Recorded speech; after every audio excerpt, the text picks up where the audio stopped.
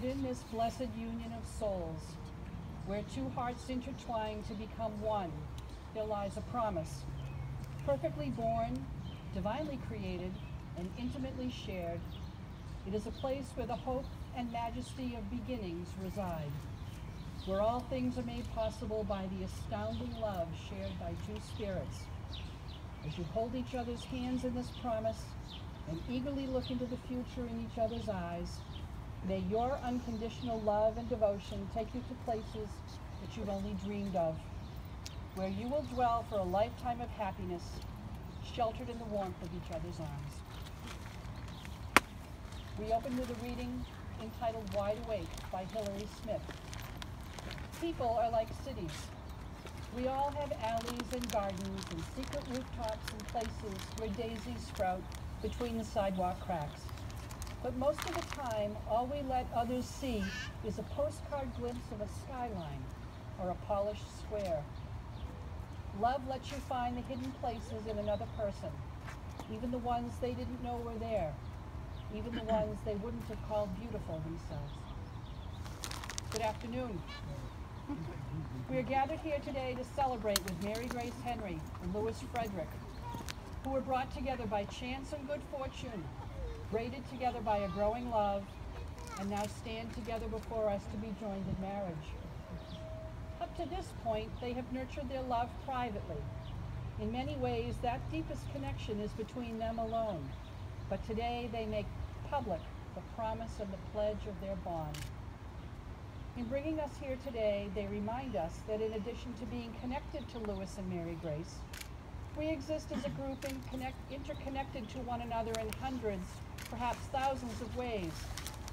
We are bound by family relationships, husbands to wives, parents to children, aunts, uncles, cousins, brothers and sisters. We are bound to others here by interconnected friendships. And we are bound by shared memories of those who are not with us today except in spirit, those who have left us to travel down the corridors of time without them present. When Louis and Mary Grace thought of gathering people together, they wanted to see the faces of the people they had loved over the course of their lives. They wanted to pull all of us together to form a whole, a single solid entity, a group to witness the declaration of this union. They believe that the strength of this group will help reinforce and protect their private union.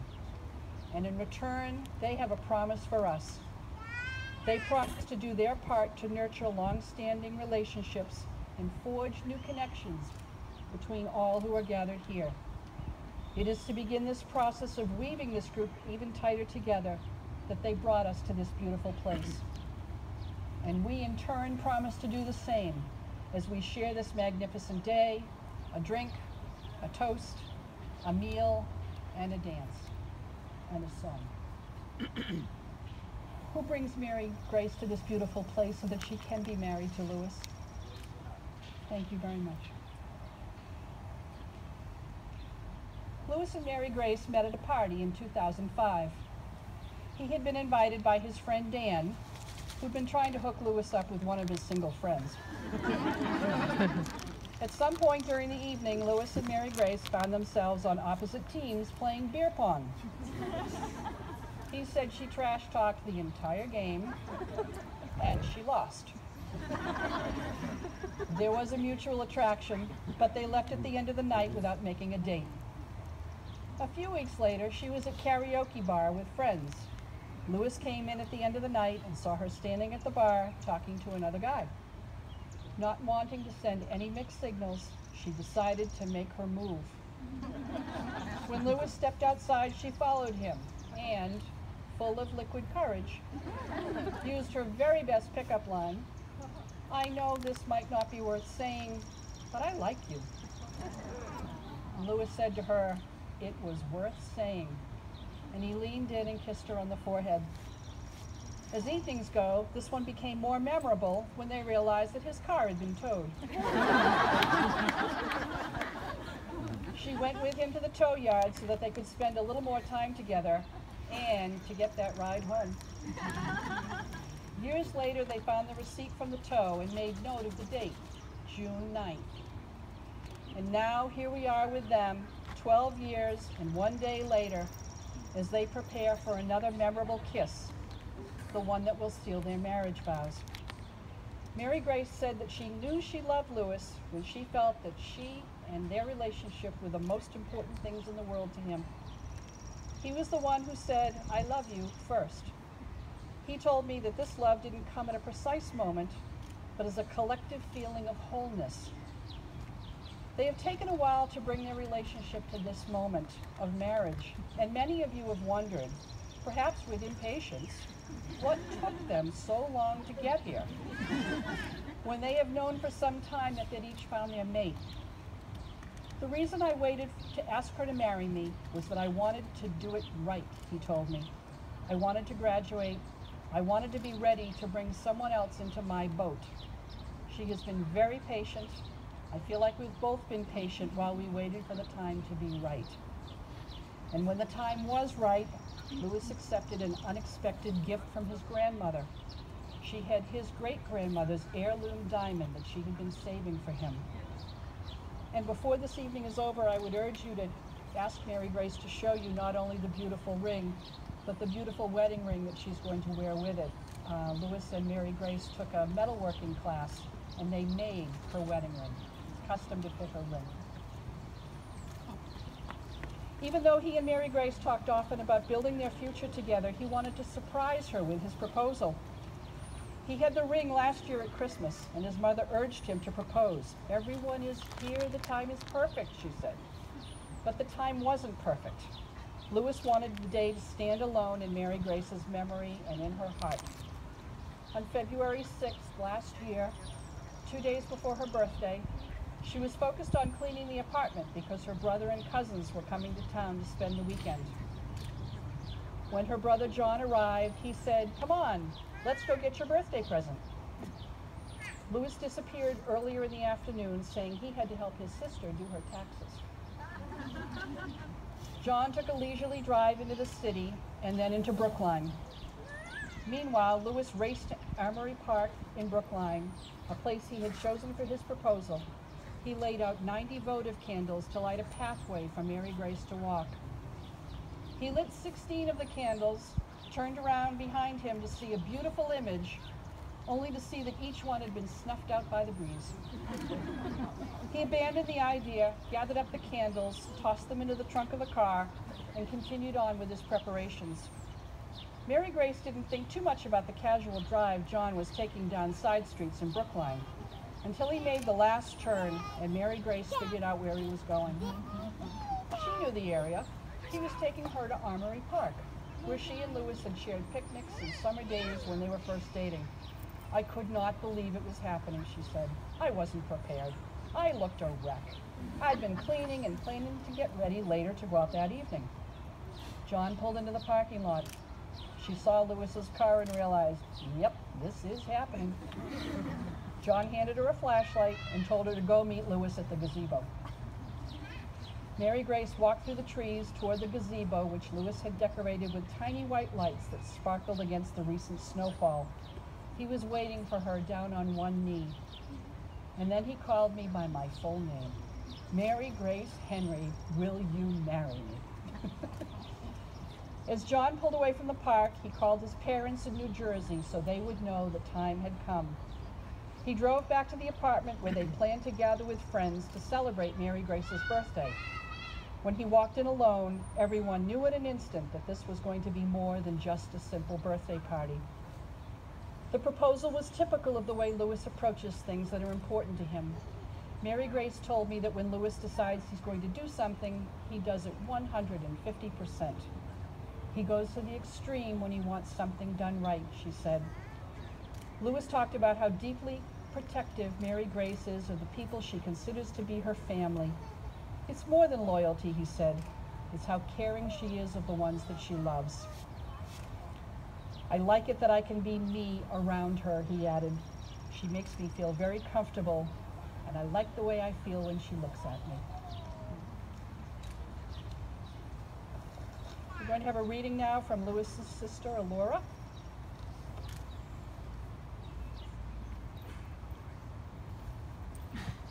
These are words of inspiration written by Bob Marley.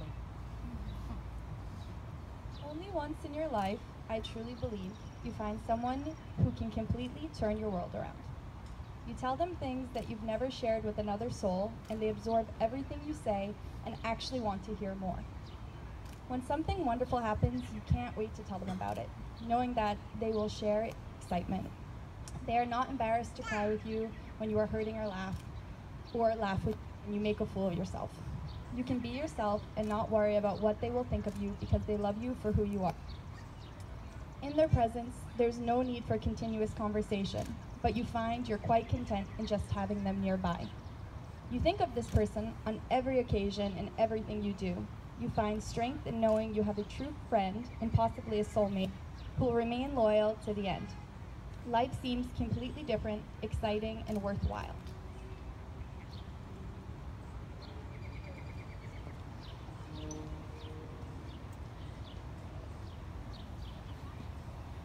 And we'll have a second reading from Mary Grace's brother John. It is a passage from Scientific Romance by Tim Pratt.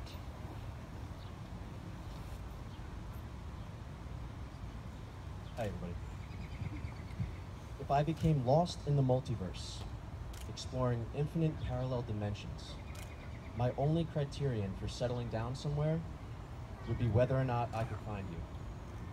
And once I did, I'd stay there.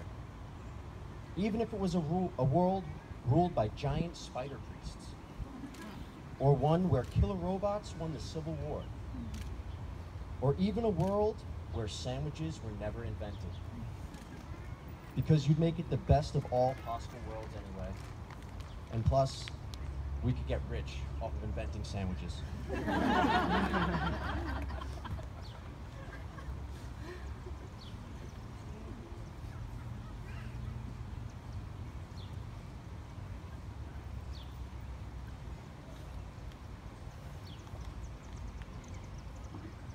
Louis and Mary Grace, today you have pledged to each other to be loving friends and partners in your marriage, to talk and to listen, to trust and appreciate one another, to respect and cherish each other's uniqueness, to support, comfort, and strengthen each other. And as your family and friends, we wish you nothing less than everything your hearts and minds can dream. Louis, I ask you, in coming here today, is it your intent to be married to Mary Grace? If it is, please say that it is. Thank you. And Mary Grace, I ask you, in coming here today, is it your intent to be married to Louis? If it is, please say it is. It is. Thank you. It's part of what makes a marriage in Massachusetts legal, establishing intent. Louis and Mary Grace, you are performing an act of complete faith in each other that the heart of your marriage will be the relationship you create. In a world where faith often falls short of expectation, it is a tribute to you as you join your hands and your hearts in perfect faith. Please turn to each other. Louis, do you take Mary Grace to be your wife? Do you pledge to her your love, faith, loyalty, and devotion?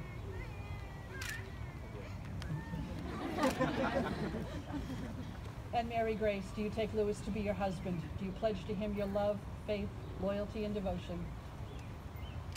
Louis, please repeat after me. I, Louis, take you, Mary Grace, I, Louis, take you, Mary Grace, as my wife, my friend, and my love. my wife, my friend, and my love. I promise to encourage you, I promise to encourage you, inspire you, and laugh with you. inspire you, and laugh with you. I promise to comfort you I promise to comfort you in times of sorrow and struggle. in times of sorrow and sickness. I promise to love you in good times and in bad. When life seems easy and when it seems hard. I promise to cherish you and always hold you in the highest regard. These promises I give you today for all the days of our lives. Mary Grace, please repeat after me. I, Mary Grace, take you, Louis, I, Mary Grace, take you, Louis, as my husband, my friend, and my love. as my husband, my friend, and my love. I promise to encourage you, I promise to encourage you, inspire you, and laugh with you. inspire you, and laugh.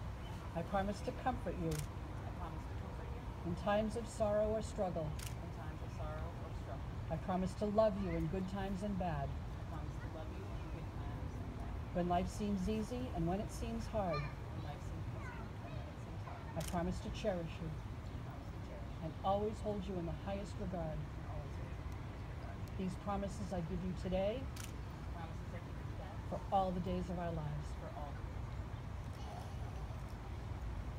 A wedding ring is a symbol of unity. It is a circle unbroken without a beginning or an end. Today you give and receive rings as demonstrations of your vows to make your lives one, to work at all times to create a life that is whole and unbroken, and to love each other without end. May we please have Louisa's wedding ring.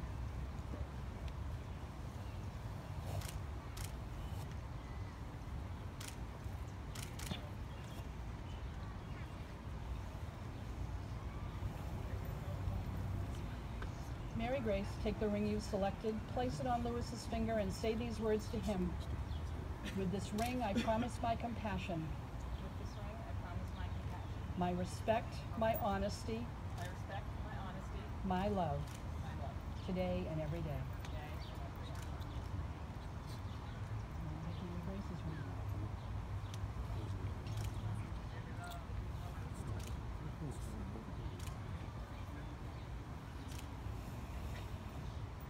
Louis, take the ring you've selected, place it on Mary Grace's finger, and say these words to her. With this ring, I promise my compassion,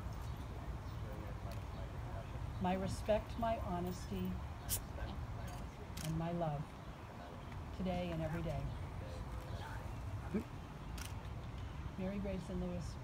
As a collection of words, this simple ceremony would count for little, were it not for the love and commitment that you've pledged to one another. Your vows may have been spoken in moments, but your promises to one another last a lifetime. Love each other and you'll be happy.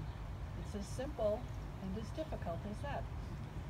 For one person to love another is perhaps the most difficult of our tasks. It is the ultimate, the last test and proof. It is the work for which all other work is but preparation. Keep love in your hearts. A life without it is like a sunless garden where the flowers can't blossom. The consciousness of loving and being loved bring a warmth and a richness to life that nothing else can. Treat yourselves and each other with respect, and remind yourselves often of what brought you together. Give the highest priority to the tenderness, gentleness, and kindness that your connection deserves. When frustration, difficulty, or fear assail your relationship, as they threaten every relationship at one time or another, remember to focus on what is right between you, not what may feel wrong at the moment. In this way, you can ride out the storms when clouds hide the face of the sun in your lives, and remember that even if you lose sight of it for a moment, the sun is still there. And if each of you takes responsibility for the quality of your life together, it will be marked with abundance and delight. Having witnessed your promises for marriage with those who are gathered here, and by the authority given to me by the Commonwealth of Massachusetts, it gives me tremendous pleasure.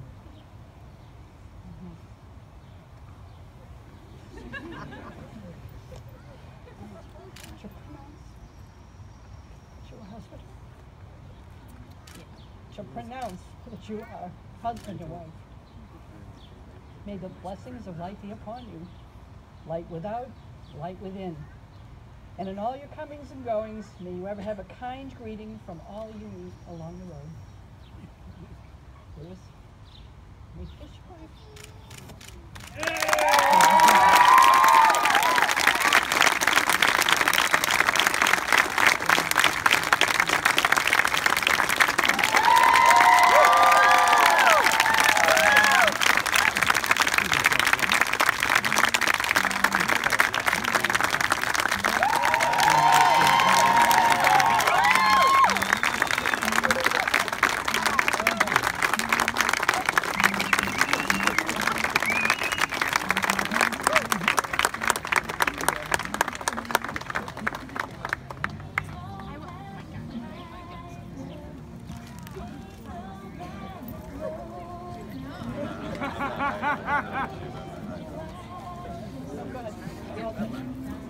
Oh, that's right.